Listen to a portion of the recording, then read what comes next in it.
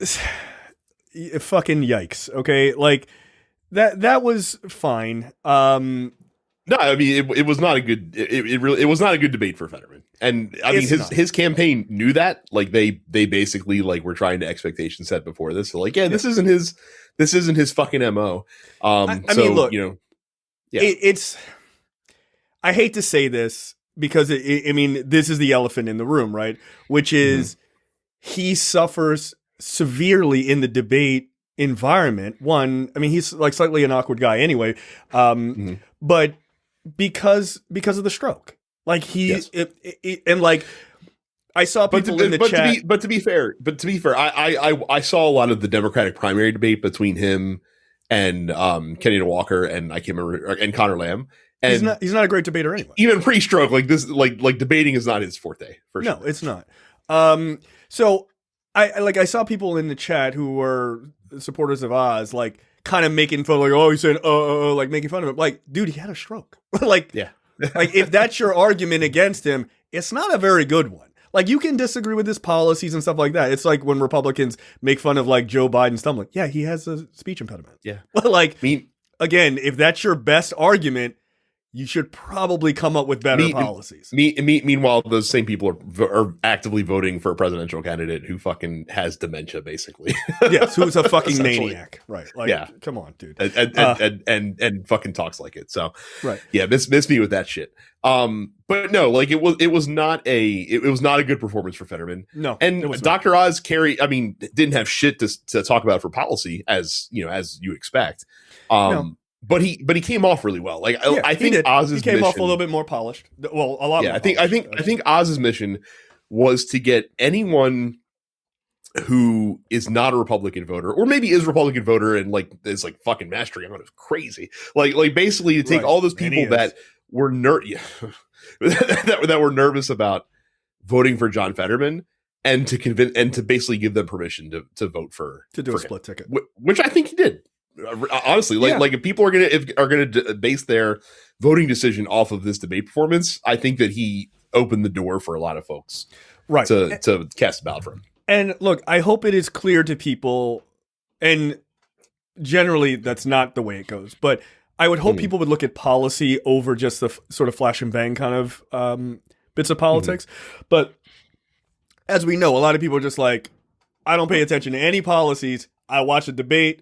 I like that guy. I don't like that guy. That's it, right? Well, and not only that, but I again, my whole thing was I think Fetterman's opportunity tonight was to be able to, like, Dr. Oz is going to have nothing but rhetoric. Like, we knew that because the Republicans don't have a fucking policy platform going on. So your big thing is like you need to be able to speak to the policies and what you're going to do for working Americans, and I don't think he did that very effectively. Like no. I think that's where he missed the most and had the most opportunity if he had taken advantage of it. Right. And look, I think Fetterman's big issue, besides like just not coming off polished, I think his big issue is like he didn't have an answer for, and it could just be like his reaction time is much slower, right? But he didn't have an answer for like the fracking issue. Like you said, you never supported it, but now you say you do, right? Like I feel like his campaign kind of screwed up in not preparing him to be able to like. He should be able to pivot off of that and be like, well, actually, here's the context of why I said that. And like, maybe technology has changed. Maybe things have changed. I don't know what the answer is. Or you just have to, sometimes in politics, sometimes, and it's a crazy idea, you have to be honest and just say, you know what? That was my stance. And then I talked to people around the state and it turns out I was missing a lot of this. And I listened to these people and I changed my stance. Now, that's disastrous when you talk about like, from a climate change perspective and an environmental perspective and things like that. But at least it might work for some people to go, the guy was wrong, but at least he's honest. Like, he listened. And then you could pivot from that, right? From a politics perspective and say, look, I was wrong. I listened to people. They changed my mind. That's what a politician should do. They should listen to the constituents. And if if their mind is changed, their mind is changed, right? And you can move on an issue. That's not a bad play. And that's probably where I would have played it. I don't think I would have just been like, I don't have an answer. Because he like, and again, that could just be his memory. It could be reaction time. But I could see to a casual viewer of this, be like, that guy just didn't have an answer for that. And that makes the worst thing a politician can be is like wishy-washy, right? Like that is the absolute worst thing they can do. Lying is fine. Going like you can objectively lie about things that people are like, I know that's not correct. The moon is in fact not made of cheese, but it's like, but if you said the moon was made of rocks and then of spare ribs the next day, you're fucked, right? Like if they got those clips, you're fucked. Like that's the worst thing. So for him, that was a disaster. Look, Oz is good on like Oz is going to be good because he's a TV guy, right? Like that. Yeah. That's where he's going to be. Like I said, I just found it amusing how many established Republican policy positions he's super he very against. Actively spoke against, which again I don't think is going to hold into office if he no way, election, dude. But, he's now for like I loved his pivot. It was hilarious. Like no, I don't support a $15 minimum wage. I think the wages should be much higher. Okay, and I think with fracking and all the unleashing our energy, it has gotten that. Then why is it still $7? Like if what you say is true, and see this to me is what happens when you don't have somebody who's like quick and fast on it. Because again, can we just drop ship Tim Ryan into these debates for people? Like just tag team in, because it's like that's a moment where you'd been like, okay, I take what you said, but if it is working, then why is the minimum wage so low? Why aren't the wages as high as they are? You're promising or just like how is expanding fracking going to help the fucking kid working at a Dairy Queen in North Pennsylvania? Right. How does it help rural PA? Right. How does that help a nurse in rural PA? It doesn't. Right. Like you could say, oh, sure, people in that industry might make more money, and that's a good thing, right? And that's a low level bonus to the economy. But if you increase everyone's minimum wage, like if we all understand economics 101, right? Like then that helps everybody. Like this idea of like companies can't afford $15 minimum wage. Look, it could be tough for a small company. That's true. But that's why maybe you don't change it all on day one. You can ratchet it up over how about radical economic policy? How about you help subsidize some of the smaller companies and subsidize some of the wages of the smaller companies. Yeah, give them a couple by taxing larger corporations who have the fucking money to burn. Right, exactly, right? Like you can increase your tax base. So like this idea of this won't work, like it hasn't worked anywhere. Like, but it has. Like they've raised they've raised the minimum wage to 15 in other states, and guess what? Those states didn't collapse. Like they were fine. They fucking prospered.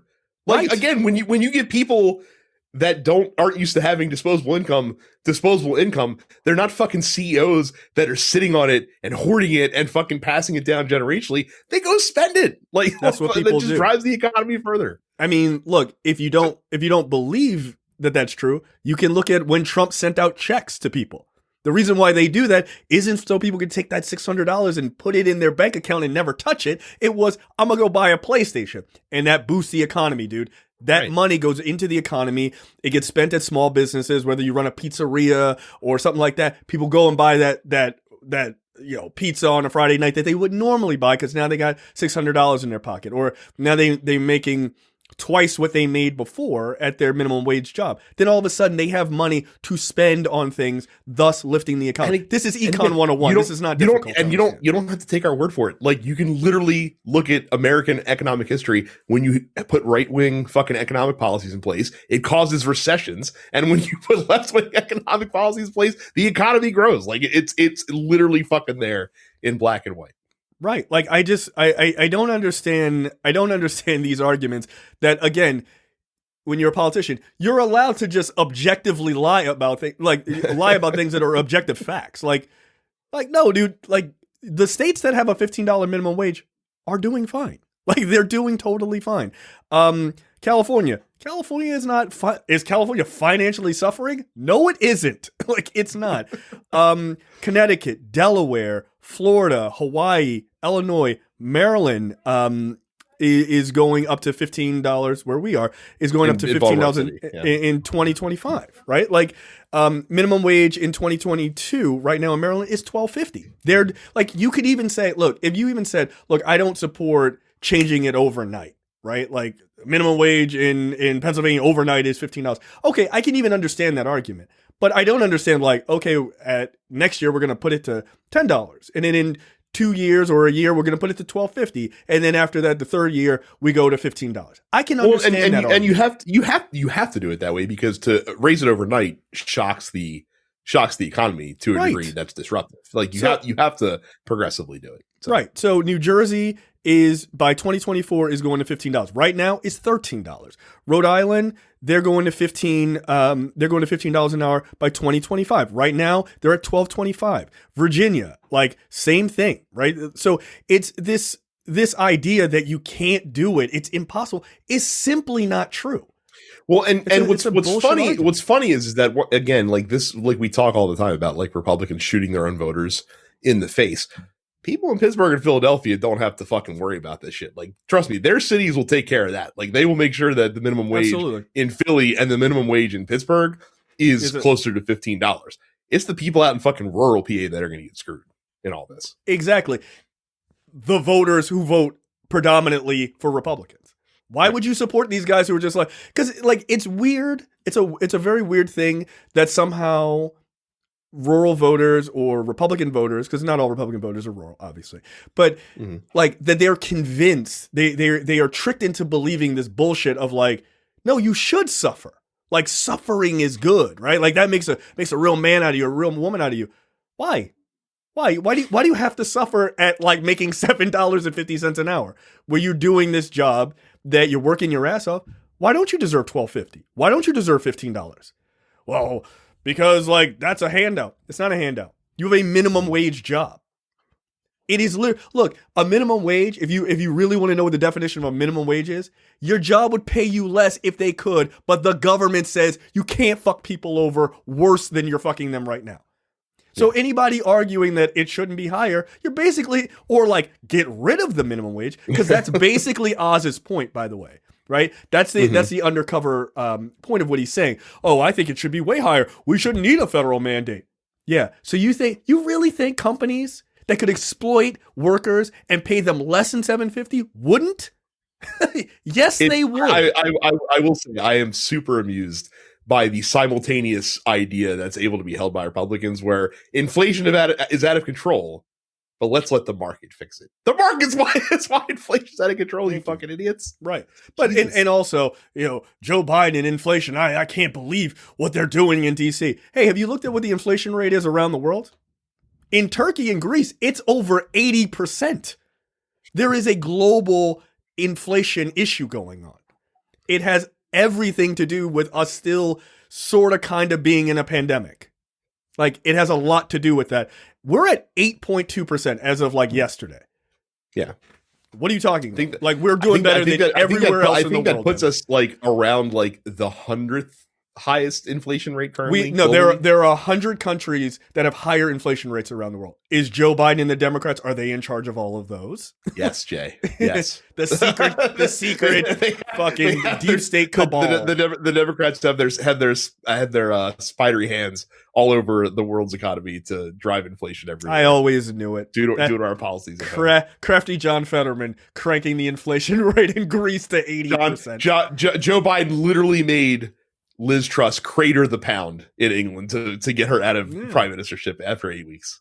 I really think she's got a Trump, Margaret Thatcher style. I quit. Yeah, what the fuck, man? It's because Republicans don't understand the economics. They don't. Or they do, but they know their constituency won't take the time to actually call them out on the bullshit that they push. So, like, all that shit Oz is saying about like we need higher minimum wage or a higher wages for everybody. Understand that the underlying point there is there should be no minimum wage. That's what his real point is. It's the same thing with Andrew Yang. Oh, I think we should have universal basic income. Oh, by the way, I also think we should get rid of the minimum wage. Oh, interesting. How would that work? Yeah, one is going to eat itself, right? It's a useless fucking policy if you don't have a floor. Right, it's like here's $1,000 a month. Cool, my job is now paying me $2.50. So right, because you're already getting $1,000 a month from the government. Well, so then you're done. You don't need to get paid. Right. Yeah. So miss me with that bullshit. So yeah, look, I think I think Oz did a pretty good job, like you said, of making a compelling argument to be like, hey, man, if you want to do a split ticket with a Democrat as governor and me as your senator, I think that's cool. Like, look, man, I support kind of stuff you like, right? Like, I'm cool with it. Even though, like you said, if he were to get into office in the Senate, he would do none of those things. He would support none of that. He would just vote. He would vote lockstep. He would do what McCain gets to do, or he'd probably do what like people like Murkowski and Collins get to do. Like he would vote lockstep when it matters, and then they would give him like his fucking like show vote when it doesn't. Yeah, it's pet project. Essentially. Yeah, absolutely. Yeah. So, like you can go out there and vote against this just to look good, just to look like a moderate. So. Yeah, absolutely. So look, again, I thought he looked polished, but I think the one thing that could turn people off is like, you know, your hoodie sweatshirt, Pennsylvanians, if you will, who I think, you know, really like Fetterman. I think the thing that the thing that will turn them off about Oz is that he's overly polished and he doesn't feel real. He doesn't feel real. Like he feels like a guy. Quite literally, he feels like a carpetbagger coming in to be like, hey, Pennsylvania, cool state you got here, right? It's like, you don't fucking live here, dude. Like, you don't, man. Like, and again, that's the ingredient that he's missing that, you know, Trump, for all of his fucking woes, definitely has. Like, he definitely does not come off like a guy who's like a multimillionaire in any way, shape, or form. He comes off like a dullard who can who can speak down to people. Right. Speak on people's lower level. So Oz feels incredibly disconnected, like super disconnected. And again, I wish Fetterman had the sort of like the fast timing on some of that stuff, because some of that stuff that Oz said could have been just hammered down. Like I would have called out his carpetbagging like a lot. Like that. Like to me, that is an argument that you could make that is inescapable. Like, okay, you say you love the state. You're not, again, much like Walker, you're not even fucking from here.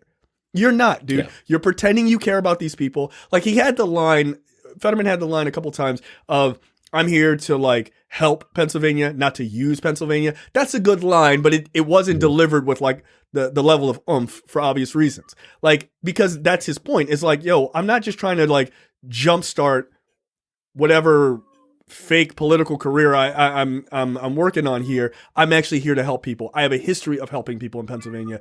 You just got here.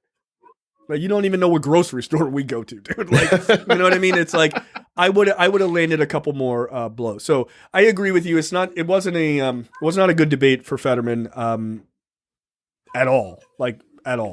But I do think if you like John Fetterman and you realize what's going on with him, I think you're not changing your mind. I think if you like Dr. Oz, I don't think you're changing your mind. I think if you were on the fence about Oz and whether or not he could seem political and stuff, I think he might have won some people over. But I also think, you know, there was a couple of articles that came out today about like how some Pennsylvanians who have suffered strokes or some disability are starting to see themselves in Fetterman. Like, I think that's going to ring very true when people watch that debate and go, yeah, man, like my uncle went through that, or I went through that. Like saying like, oh, sorry, I had to explain it to you and stuff like that. That feels like you're talking down to somebody in a bad way. And look, I know Oz probably meant it to be a dig, but it might come off even worse for him. So we'll see. But I think it's going to be a tight race. I don't think this is going to be a walk. Well, I think it was always going to be a tight race, and I think that this was always going to be a tighter race than the gubernatorial race was going to be. I didn't. No, that's going to be a walk away. That's going to be a walk away. It's not looking good. And so again, that was like we mentioned up front. Like that kind of was Oz's mission, is to find as many split ticket voters as he can. Yeah. And I think that this goes a long way to doing that. Honestly, I do. Like I said, I think he won the debate from a performance standpoint going away. Like it's unequivocal. Yeah. No, I don't even think I agree with you. I don't think it's even an argument. But look, if you're thinking about voting for Dr. Oz and you're like, actually want to help Pennsylvania, I wouldn't do that. I wouldn't do that. Because like whatever he says that makes it sound nice and reasonable, he will vote in lockstep with some of the most hardcore right-wingers in the country. Like 100%. Look, he's not as bad as Doug Mastriano, who is a fucking lunatic. But like he's not great either. Like that, like don't mistake those two guys. Like either there's Doug Mastriano or John Fetterman. Like no, there are other options, right? And like I think Oz is going to be way more standard Republican bullshit than some like John McCain style like Maverick, who wasn't really that much of a Maverick anyway, right? So, but I think people have that idea that he was, and look. Good on Oz to try to pivot to that. Like it was clever, but I think anybody paying attention to the shit that he says and supports, like if you really get past the sort of shallowness of what he was saying, you can kind of pick up on it, right? Like this idea of like, would you, his point on abortion, right? And he's like, well, I just think it shouldn't be a federal thing. Okay, but what is your actual fucking stance, dude? Like, okay, you think the state should be the one to regulate that. That's still a problem. And again, Fetterman wasn't able to like latch on and hit him on that because it's like, cool, I'm glad you don't think the federal government should do it. I don't give a shit because that's still irrelevant because you're still putting a politician in the room between a woman and her doctor. Like, that's the problem. It's not like, I don't know why Republicans think that's somehow better. It isn't. They want politicians out of the decision, not just federal level politicians. It doesn't matter. And it's like, well, I don't want a federal mandate. Okay, but if the federal mandate is to give women body autonomy, that's hardly the same as the federal government coming in and saying you can only have an abortion up to this many weeks. That's not the same thing. Those two things are not equal. And if you think they're equal, your brain needs a couple of wrinkles in it, dude. Like they're fucking not equal. Like they're just simply not equal. And I don't understand why people make shitty arguments like that. But I don't know, man. People are real TV folks, and I'm really hoping that people pay more attention to the things that are said and the things that are not said on purpose. Jay, you were giving the average voter way too much. I'm saying I hope. I don't think people pay attention to context of shit. Like, and I think that's why Oz talks in the way that he does. Look, he's a fucking salesman. Oh, I'm a surgeon. Nah, dude. In the last like heavy parts of your career, you're a salesman. You sell a bunch of bullshit, and like you're good at it. And you're selling a bunch of bullshit tonight. So we'll see, man. We'll see. Any final words before we get done here? No, I mean the debate at least was a little bit more substantive than the Georgia debate was for sure. Because you at least, I mean, Fetterman, could not, string a sentence together really well, but at least he was trying to talk about like real policy shit instead of just whatever gobbledygook that was coming out of Herschel Walker's mouth. So. That is correct. Good Lord. Yeah.